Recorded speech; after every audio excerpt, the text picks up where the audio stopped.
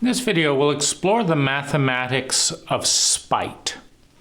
And as context, all human states, including feelings and emotions, are mathematical formulas. Meaning if you take a certain belief, a certain sensation pattern, I should say a certain belief pattern, a certain sensation pattern, a certain memory, and a set of pleasure-pain programs in the environment, one can statistically generate any human state, any state of being, any feeling, any pattern of behavior. And this is the mathematics of state. The mathematics of spite, being spiteful, appreciating some sense of malice towards another person. One of the dynamics is powerlessness. In terms of, if we look at the ingredients of spite on a mathematical level, we're dealing with powerlessness on one level, and with that a certain amount of helplessness. We're dealing with a belief that one cannot have what one really wants. One is dealing with pleasure-reward protocols that often lead to a certain covertness. For example, when you have an imbalance of power through the law of mass, where you're the smaller one. So let's say you're a child. I'm trying to remember the age range in which I felt some spite towards my younger siblings. I was the oldest of 5. I think, right around age 8 was one of the prime times, that I can think of feeling some sense of spite. And first of all overt anger, all overt aggression was punishable. And I was the small one, meaning I could never win a power dynamic with my parents or any of the grown-ups in the culture. So we've got an imbalance of power, and there is a certain amount of malice coming towards me. It's showing up as hypocrisy, meaning you get punished for breaking these rules, but we, the parents, do not get punished for breaking the rules that we make. We get to tell you that you're at fault, but even though we are more at fault than you are, you do not get to tell us that we're at fault. So you have an imbalance of power, you have a certain amount of bullying dynamic. The other aspect was synthetic or coping identities, which equated to the message, you do not get to be your authentic self in this family, because your authentic self will be punished in a variety of ways. And so you must become adaptive, you must become synthetic. Your synthetic self is preferred over your authentic self. This, I think, creates the deepest sense of rage and envy. The fact that one must, in order to avoid punishment, dissociate from really authentic and healthy parts of the self in order to become a caricature of that self, a synthetic version of the self. And then there's a certain amount of abuse of power and feeling the cruelty coming at me from my parents or teachers, etc., in ways. Then there was the invisibility of it and the taboo around talking about the truth that was going on. And so, in a certain sense, the message that I received as an 8-year-old was, we're going to hurt you in certain ways. We're going to abuse our power in certain ways. We're going to be hypocrites in certain ways. You're not going to be allowed to talk about it. And we're going to reward you for being someone that you're not. And we're going to punish you for being someone that you are. And then we're going to deny that any of that is happening. And we're going to shame you to a certain extent into saying, you know, what wonderful parents we are. And that's going to be the official dogma or party line in the family system.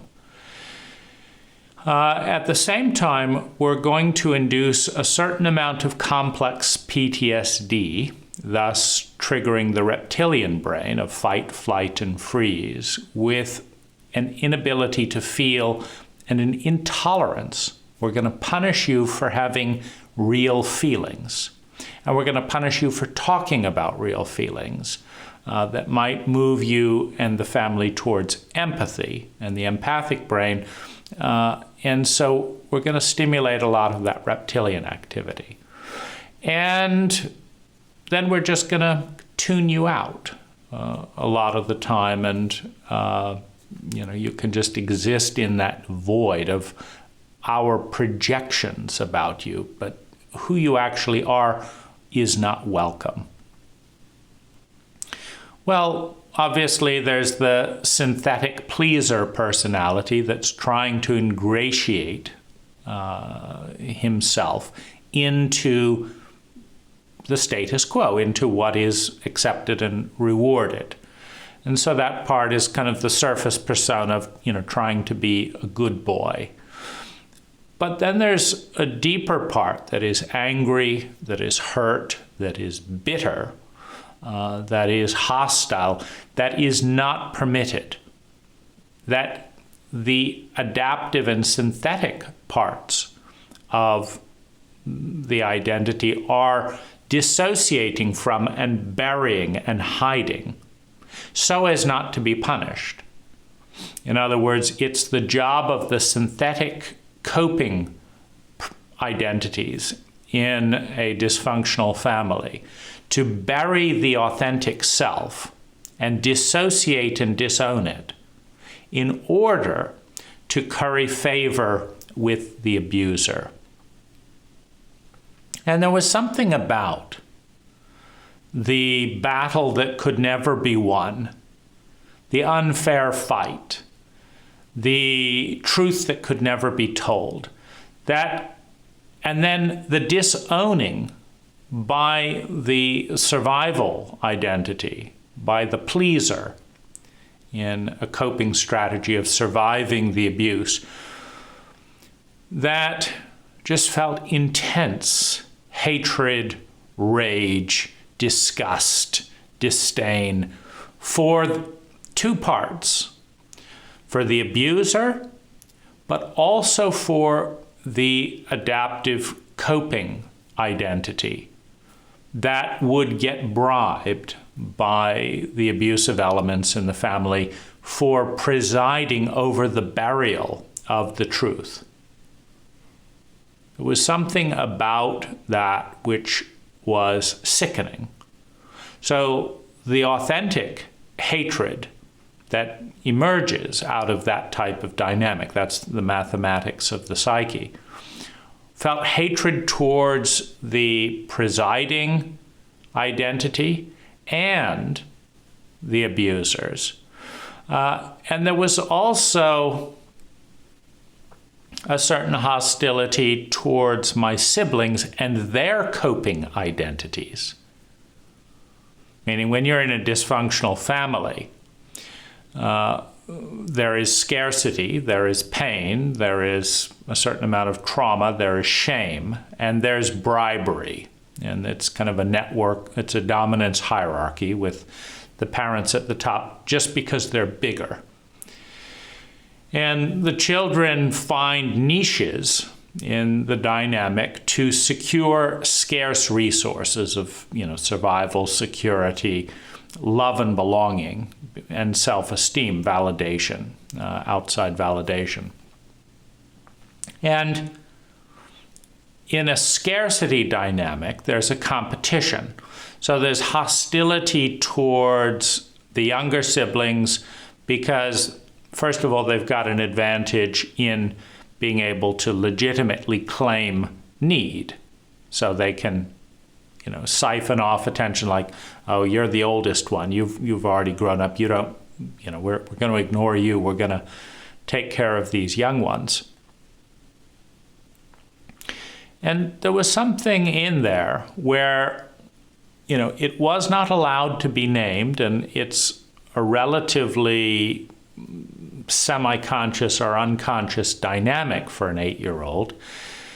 But as I look back and, have excavated some of those moments, there's bitterness, there's rage, there's resentment. And there is a spite for the system, a desire to sabotage the system, to knock the parents off of their righteousness, to cause mayhem within the family, to cause the other siblings to cry and feel upset, to basically sabotage the system, because the system is toxic for the self.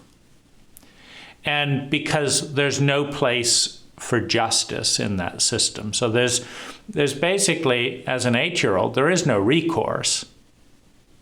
There's either going along wholeheartedly to, in the delusion that this is wonderful, or there is a passive-aggressive, a covert form of retaliation to say, no, this is not love. This is not great.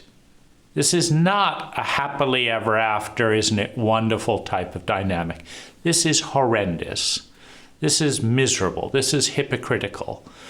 And in order to kind of alert,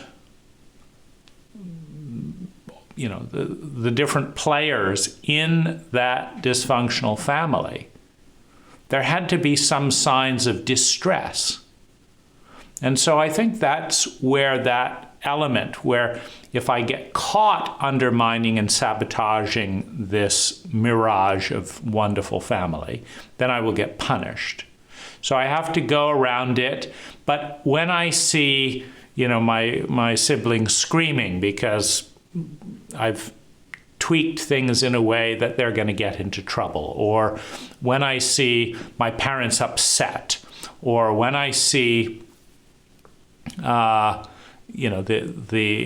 business dinner interrupted, the business dinner which is trying to feign that this is this wonderful family and it's all magnificent and aren't my parents wonderful parents, to tweak and sabotage that engagement. There's a sense of glee, a sense of, yes, if I could do it in a way that did not lead to me being hit. And so, that there's that sense of spite. But this is very predictable, meaning, if you combine acid and concrete, the acid melts. If you put a healthy individual into that type of dysfunction, they split apart. The healthy part gets dissociated from, punished, and buried. The unhealthy part gets rewarded. The unhealthy part is trying to be good enough for the system, but the healthy part is saying this system is not good enough for us. There's nothing wrong with us. There's something terribly wrong with a graveyard of authentic personas, of authentic identities. And there's something terribly wrong with a family system that would ask the authentic parts to be killed off so that the synthetic parts can live and grow. There's something wrong with that. But it's taboo. It's dangerous to the synthetic identity to bring that justice and that pursuit of justice to light, because it could get the synthetic identities knocked off their perks, knocked off the bribery, the take, etc., that they're getting to go along with this delusional representation of reality as defined by the abuser, by the parent, by the giant, by the oppressor. And the thing is, that's the only thing in an 8-year-old's toolbox to try and mark the grave, to try and bring attention to this dysfunction, to this cruelty, to this slaughterhouse. Because back behind the veneer of the perfect family, there's a butcher that's chopping off arms of the authentic self and replacing it with little plastic Barbie arms that are more kosher within the paradigm, within the dogma of how the family is trying to appear in a system that is dysfunctional, in a global cult system that is dysfunctional, that wants the family to have those Barbie arms rather than real arms, those Barbie feelings rather than real feelings, those politically correct truths rather than real truths. And so there's a sense of rage and anger there at the decapitation of the authentic self. And when that is forbidden to talk about and be explored, I think one of the byproducts is that frustrated, enraged, kind of dull part that is kept out of view, that's kept from being fully honored in consciousness, can be channeled towards hatred of others, in the false attack.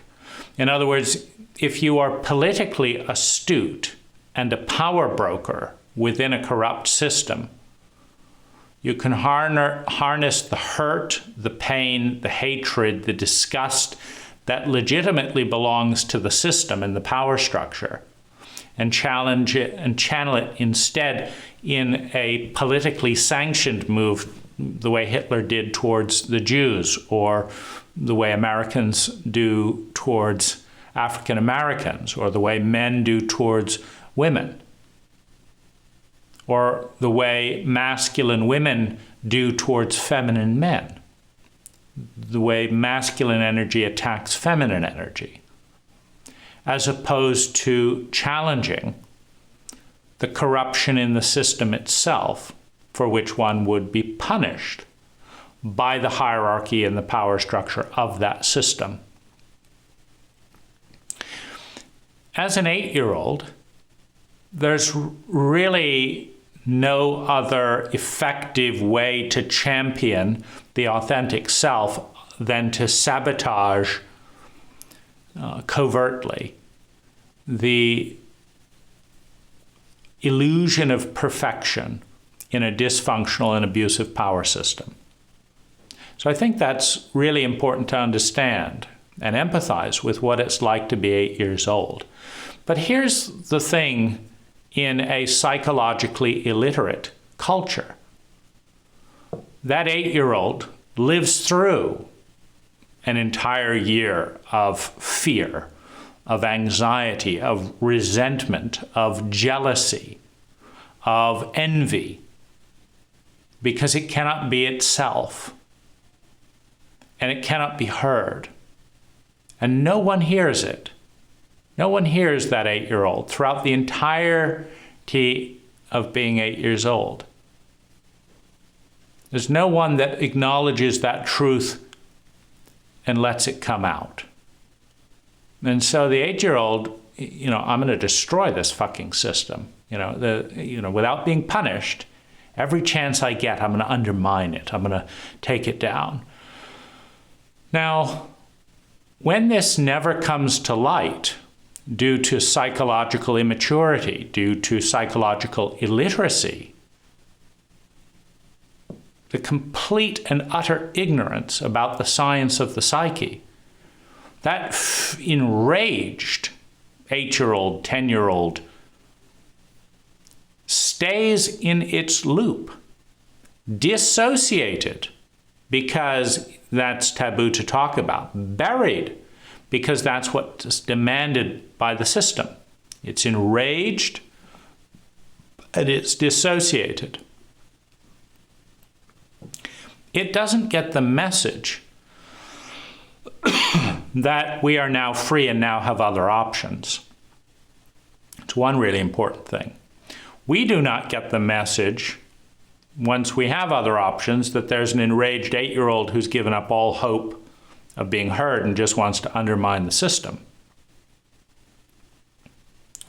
So it doesn't know about us, we don't know about it, because that's necessary for tragedy and intergenerational abuse and ignorance to continue, which it has been for generations. So that's necessary, and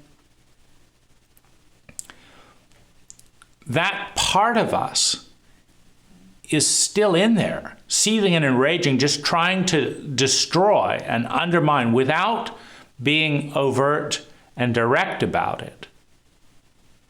Because in its eyes, any system that leaves it buried, which is our state of psychological ignorance, is an enemy of the authentic self, is an enemy of that 8-year-old. And we don't know how to work with the alliance. We don't know how to form an alliance with that 8-year-old, where all that frustrated anger and energy gets welcomed out to empower our present moment today and create a new system. And instead, leaving that part on the sideline, it does what it knows how to do. The only thing an 8-year-old can do, which is try and cut the wires, snip the hoses, put up trip lines, so that we, as the new representatives in our current state, as the new representatives of the dysfunctional system, can be destroyed in the goals that we're trying to create, because the 8-year-old has given up. So I think it's incredibly intelligent and responsible and mature to revisit these past identities, to understand and empathize with them. There is nothing wrong with the psyche, but there are incredibly toxic environments that reward toxic behavior and adaptive personalities to survive those toxic outer cultural environments. Because nature is not the problem in the sense of trees and forests and gardens. The cult is the problem. The cult is the limited chauvinistic paradigm that is violating and perpetuating violence on so much of the healthiest parts of the psyche.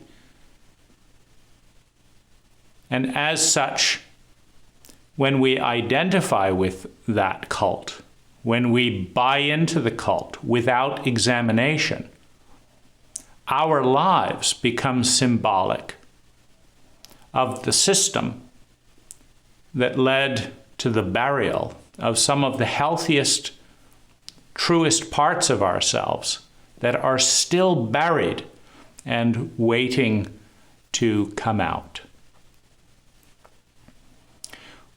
When we can understand that, when we can be loyal to these parts of us and reconnect with them and create alliances with all that energy, not destroying our objectives, but adjusting and changing our objectives to welcome in more of our authenticity, more of the data. We talk about chemistry and yet have a completely unscientific approach to dealing with the chemistry of the psyche. Nobody would empower a chemist to make aspirin with zero training. But we expect every individual in our cult to find the right inner chemistry with zero training. It's part of chauvinism. We'll train you in the outer form of chemistry. We will sustain your ignorance on the inner forms of chemistry.